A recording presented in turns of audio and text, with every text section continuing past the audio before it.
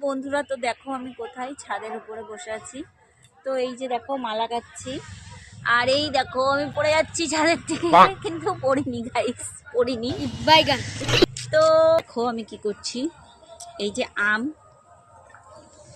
আর এই যে হচ্ছে বিট নুন। তো এই যে বিট নুন ঢালছি, তো লঙ্কা, এই যে লঙ্কাটাকে এবার এর মধ্যে দেখো।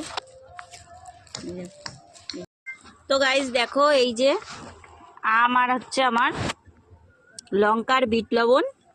তো এবার আমি খাবো, সেটাই তোমাদের দেখাবো।